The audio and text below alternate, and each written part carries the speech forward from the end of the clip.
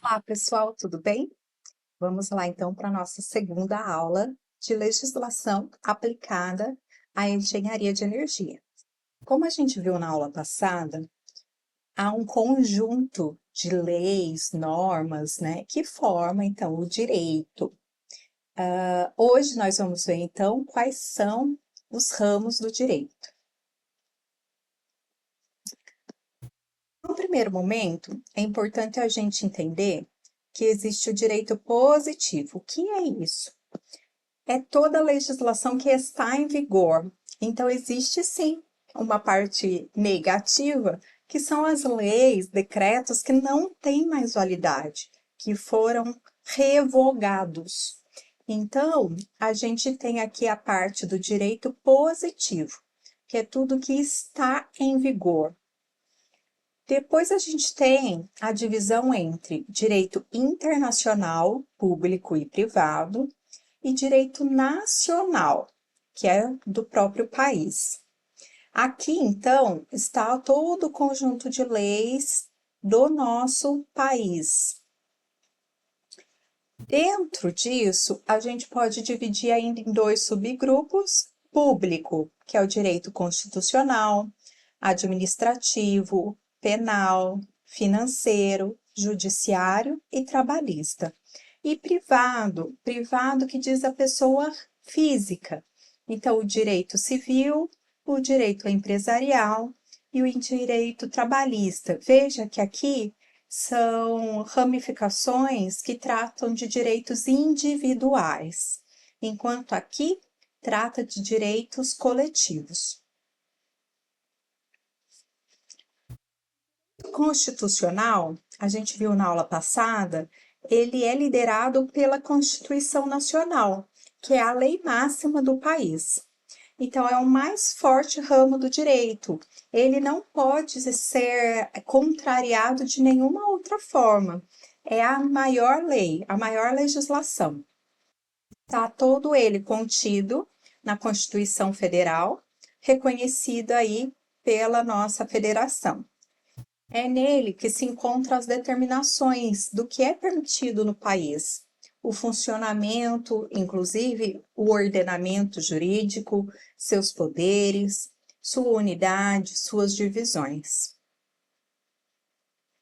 Entre os princípios fundamentais do direito constitucional, e a gente tem aqui o primeiro artigo, que a República Federativa do Brasil é formada pela união indissolúvel dos estados, municípios e Distrito Federal. Constitui-se em Estado democrático de direito e tem como fundamento a soberania nacional, a cidadania, a dignidade das pessoas, os valores sociais do trabalho, da livre iniciativa, o pluralismo político.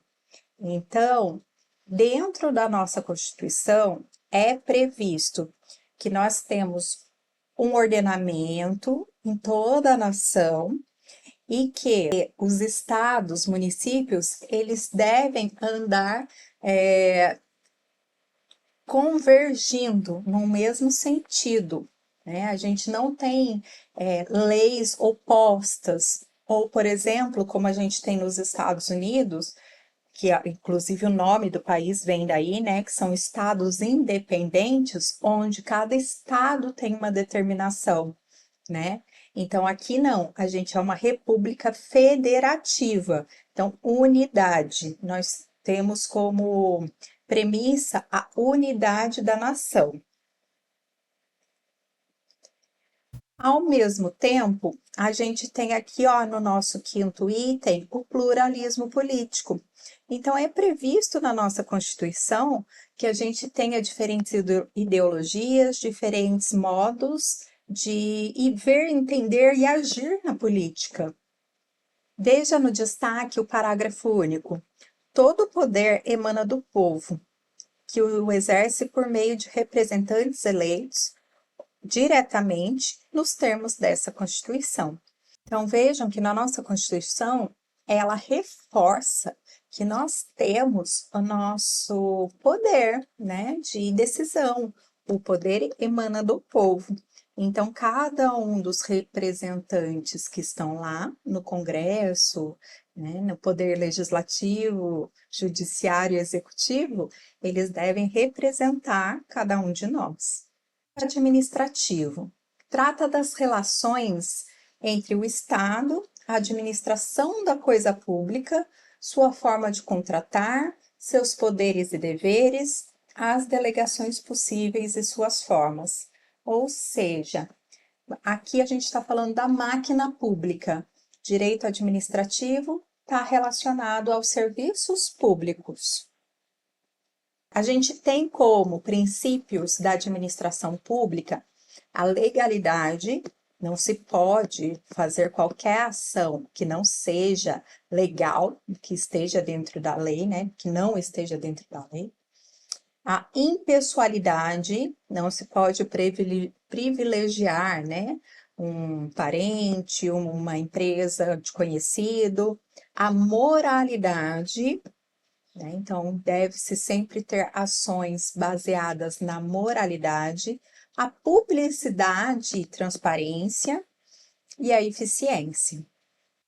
Então, é nesse ramo do direito que a gente tem toda a legislação referente à coisa pública, né? Ao serviço público, à política administrativa, nas 3 esferas, toda a atividade que é desempenhada pelo Estado e por quem o representa.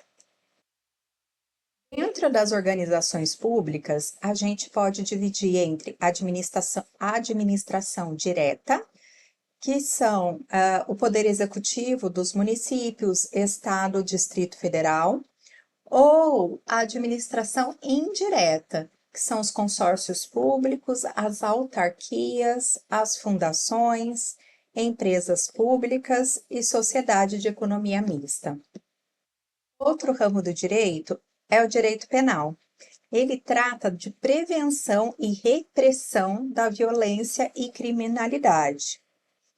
Dentre os princípios do direito penal, a gente tem a lesividade ou ofensividade. Não há crime sem ofensa a bens jurídicos. O que quer dizer isso? Não há crime se não houve contradição, se não houve contrariedade a alguma lei. Falando o contrário, né? Só é crime quando a gente infringe alguma lei. A questão de lesividade, ela diz respeito a lesionar terceiros, direitos de terceiros. Então, isso é uma infração penal. Não há infração penal quando a pessoa comete alguma lesividade a si próprio, ok? Então, a gente só vai ter realmente o rompimento legal, né, ou crime, quando se tem a lesividade para com uma terceira pessoa. Não há crime quando o próprio lesionado é o autor, né, dessa ação. Princípio da pessoalidade. Não há como transferir a responsabilidade para outra pessoa, mesmo que essa pessoa seja o responsável legal dessa pessoa. Então vamos lá, vamos dar um exemplo. Se uma criança, se um menor de idade comete um crime, comete uma infração, ele mesmo, né, vai responder, claro, dentro das premissas da legislação de proteção à criança. Mas não vai ser o seu responsável legal, sua mãe, seu pai, ou o responsável adotivo, não vai ser a pessoa de maioridade quem vai responder por essa ação. O princípio da culpabilidade diz respeito à intenção de cometer aquele ato. Então, pode ocorrer crimes onde a pessoa não teve a real intenção de lesionar alguém, e isso é, então, a culpa, né? Um crime culposo, quando não se tem aquela intenção real, porém ocorreu a lesão, ou doloso, quando se tem a intenção. O princípio da adequação social rege toda a legislação. Toda lei, ela parte do princípio da condução adequada perante a sociedade, por conta de moralidade, né? Então, a gente não vai ter uma lei que transcenda isso. Da humanidade, ele diz respeito à dignidade da pessoa, são os direitos humanos. Então, nenhuma pena pode ser dada como instrumento cruel, para causar humilhação, de forma a degradar a pessoa. Imagina, né? Na Idade Média era normal as pessoas serem enforcadas em praça pública, né? Então, de maneira alguma, isso vai ser permitido com a nossa legislação atual, tá? Então, mesmo a pessoa sendo um infrator, entende-se que ele é passível de mudança. O ser humano, ele pode mudar e pode melhorar se quiser. Então, nossa legislação não permite a penalidade como forma de violência ao infrator. O princípio da legalidade diz respeito às leis que estão em vigor. Não existe crime se não há legislação sobre alguma causa. A gente acaba vendo, né, muito isso, porque a gente está avançando tecnologicamente, a gente está avançando quanto sociedade, entendendo direitos e deveres, e a gente não tem, por exemplo, uma legislação bem clara do que se pode e não pode na internet, do que se pode e não pode se expor, né, nas redes sociais. Então, por essa razão, muitas vezes acaba ocorrendo coisas imorais, mas que ainda não são taxadas como ilegais, por falta de legislação. E aqui, por último, o princípio da intervenção mínima. O direito penal deve intervir na medida em que for estritamente necessário. Nós temos o livre-arbítrio, nós temos o nosso ir e vir, nós temos o poder de decisão. O que a gente não pode é infringir alguma lei. Uma coisa interessante para a gente guardar é que não se pode se justificar por cometer uma infração, cometer um crime. Eu não posso justificar isso como desconhecimento da lei, né? A lei é pública, são documentos públicos, então não é uma justificativa falar que eu cometi alguma infração por desconhecimento de lei. Direito tributário, outro ramo do direito, e ele trata da organização das finanças do Estado, das formas de arrecadação que ele se possui, alíquotas são as porcentagens, né, dos impostos. Então, toda a obrigação financeira que os cidadãos devem contribuir para manter o Estado. Então, todo o imposto, ele é tramitado por lei. Então, qual é esse valor? Quando vai ter que ser pago? Se há ou não descontos, né? Tá certo que no nosso país a gente paga muitos impostos, né? A gente tem desconto de imposto em folha de pagamento, que é o imposto de renda, e depois em tudo que a gente vai comprar tem impostos. Então, é um valor bastante grande, né, para cada cidadão. E vale lembrar que sonegação de imposto, que é fazer algum trâmite para pagar menos imposto, é crime. Mas, professora, como é que a gente pode fazer para reduzir, né, essa quantidade de impostos? Pedindo e cobrando os nossos representantes legais, né? A gente viu que a lei, ela é criada a partir das propostas dos nossos representantes, os deputados. Então, é fazendo pressão, é pedindo, né, para que isso seja reformado, né? Não há como não pagar nada de imposto, né? A gente tem os serviços públicos, a gente tem as empresas públicas, nós aqui estamos numa universidade pública, né? Meu salário vem dos impostos, então não há como não ter arrecadação. Mas tem que ser algo mais racionalizado, né? Então, é um assunto que sempre vale a pena a discussão. Processual trata da forma de solução judicial das questões entre Estado e sociedade, das pessoas particularmente. O direito processual, ele vai cuidar do que cada jurisdição, ou seja, cada unidade da justiça vai cuidar. Então, a gente tem as diferentes jurisdições no nosso país. A jurisdição é a quem cuida, né? Qual é a tutela daqueles processos. Os direitos trabalhistas são as leis e regras que regem a relação entre empregados e empregadores. São direitos trabalhistas que regulamentam a relação de trabalho, para que a empresa e o próprio colaborador tenha conhecimento sobre suas obrigações e deveres, evitando processos e multas. Então, vamos entender. É a relação entre o trabalhador e o contratante. Ela é aplicada em toda prestação de serviço. Então, se eu tenho alguém fazendo um serviço na minha casa, eu contratei um pintor, um pedreiro, há relação de trabalho, tá? Então, pode ser entre pessoa física, entre pessoa física e pessoa jurídica. Quem determina, né, essas relações é o Código Civil.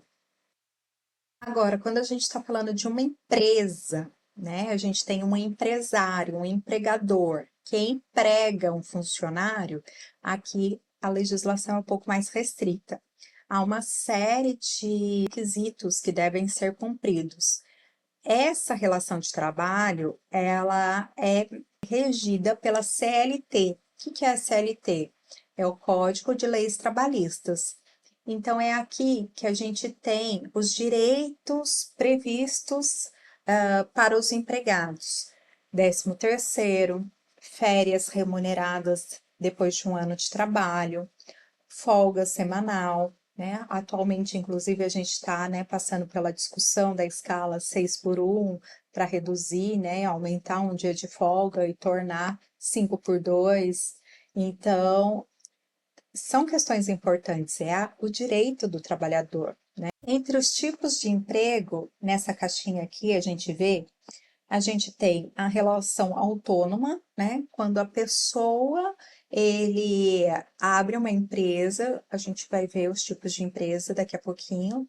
Então, a pessoa ela pode ter uma MEI ou ela pode ter um registro, né? Um CNPJ e ser autônomo e presta serviços. Então, ela não tem um empregador, ela mesma é o seu chefe, né?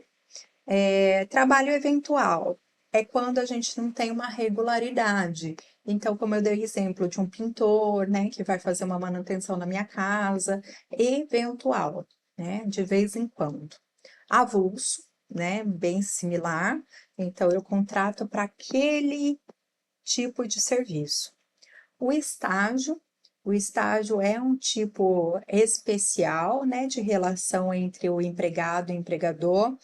Infelizmente não tem direitos trabalhistas, né? Nós temos que prestar atenção que há uma lei de estágio em vigor no país e ela prevê o trabalho máximo de 6 horas diárias e um seguro de vida, né, para esse estudante. E o trabalho voluntário. O trabalho voluntário quando a gente não tem nenhum tipo de remuneração. Então, acaba sendo também um tipo de relação de trabalho, porém sem direitos trabalhistas. Entre os tipos de emprego, né? Então, a gente tem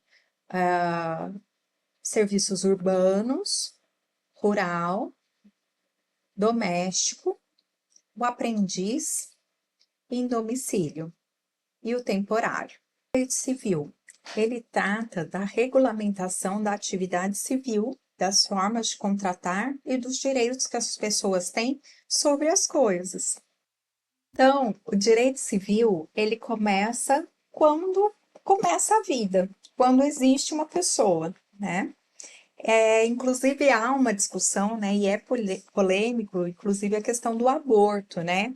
Será que esse ser, o feto, né, que ainda está no ventre da mãe, ele tem o direito à vida? Ou ele ainda não é um indivíduo e por isso, naquele momento, a mãe passa a ser, né, a pessoa de maior interesse, né? Então, é polêmico, né? Quando começa a vida, né? Quando começam os direitos daquele indivíduo? Então, assim que a gente tem uma pessoa, assim que a gente tem um indivíduo, ele é coberto pelos direitos. Nós temos tanto direitos quanto deveres, né? A gente falou de moralidade, a gente falou de é, uma conduta pública adequada, então nós temos deveres também. No final da vida, né, com a morte, perde-se então os direitos. Cada um de nós temos, né, a capacidade de direito, que é a capacidade de adquirir e exercer por si ou por terceiros todos os atos da vida civil. O incapaz não tem essa capacidade de fato, mas tem a capacidade de direito, ou seja, ele não tem a capacidade jurídica, mas ele tem a personalidade jurídica, ele é uma pessoa assistida por lei. Nesses casos, a gente está falando de pessoas incapazes, tá? Ou que tem alguma neurodivergência em que ele acaba não respondendo por si, ou porque tem alguma. Até pela questão da menoridade, né? A lei acaba se aplicando de maneira diferenciada para pessoas incapazes juridicamente. É aos 18 anos que começa aí, né, essa capacidade jurídica. Em alguns casos, 16 anos. Então, é a partir daí que a pessoa responde por toda e qualquer ação que venha a fazer, cometer, né? Em alguns casos, existe a possibilidade de emancipação. O que é isso? Quando uma pessoa, mesmo com menoridade, ela pede a emancipação, pede o adiantamento dessa capacidade jurídica. Vamos supor que é uma pessoa órfã e ela não tem um responsável legal e aos 14 anos vai trabalhar e ela precisa abrir uma conta bancária, né? Então essa pessoa ela tem que ser capaz de responder juridicamente pelas ações dela. Então, ela pede uma emancipação jurídica. Então, quando a pessoa é emancipada, ela responde legalmente, mesmo tendo menoridade. O direito empresarial trata das várias modalidades de empresa, vamos entender. Da classificação dos empresários, as responsabilidades uns dos outros e dos títulos de créditos próprios. Nesse esquema, a gente consegue ver os diferentes tipos de empresa que nós podemos ter ou vir a trabalhar. De forma individual, nós, quanto engenheiros de energia, nós podemos tanto trabalhar de forma individual como empregados de uma empresa maior. De forma individual, nós não podemos ser MEI. MEI é microempreendedor individual, porém, os engenheiros não entram aqui na listagem, né, coberta pelo MEI. Qual é a vantagem do MEI? Ele tem uma alíquota menor de impostos, tá? Porém, são trabalhos do tipo técnico, tá? Então, assim, uma pessoa tem um técnico em eletrônica e presta serviço de forma autônoma, ele pode se registrar como MEI. Uma costureira, uma doceira, enfim, uma cozinheira. Então, é esse tipo de trabalho, tá? Trabalhos que já exigem nível superior, eles não cabem no meio.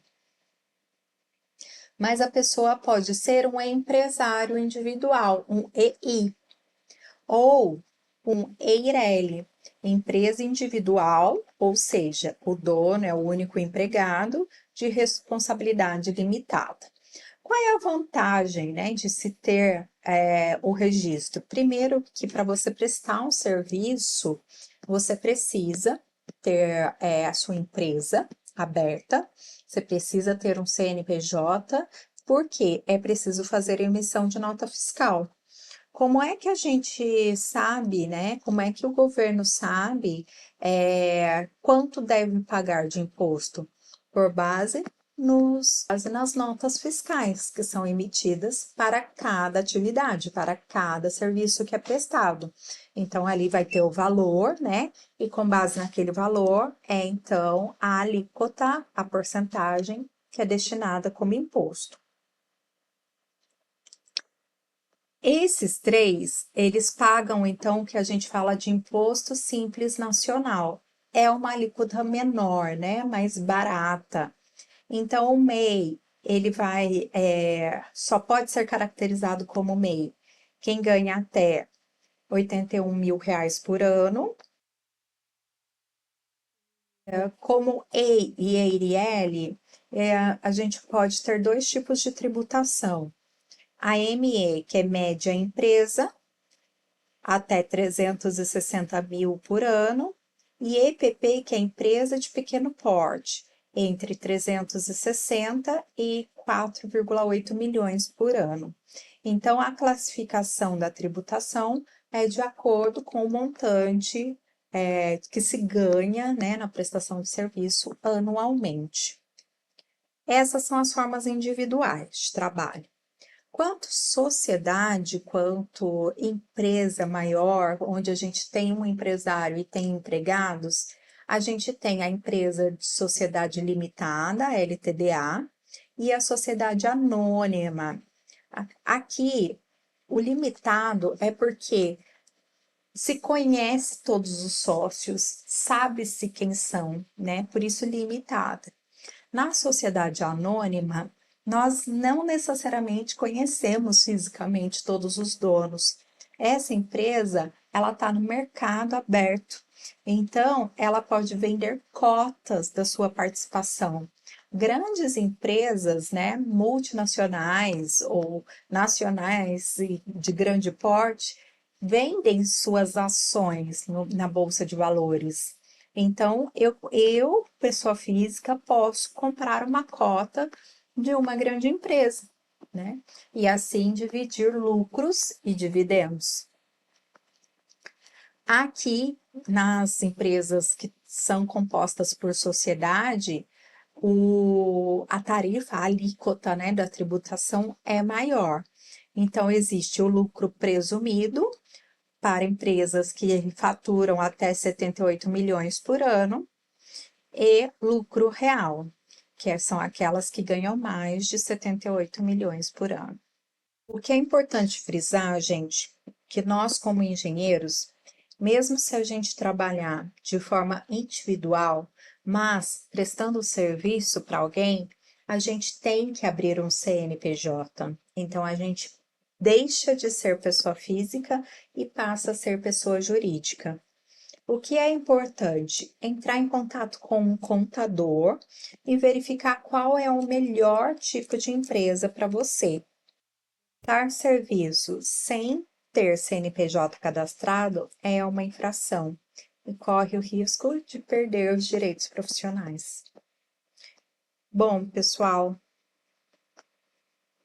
isso que tinha para a aula de hoje.